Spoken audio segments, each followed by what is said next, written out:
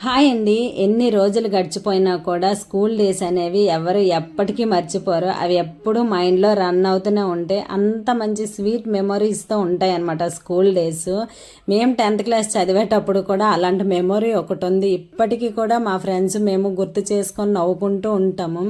ఏంటంటే మేము 10th class చదువుకునేటప్పుడు సంస్కృత్ ట్యూషన్కి మా ట్యూషన్ నుంచి వేరే దగ్గరికి వెళ్ళే వాళ్ళమి.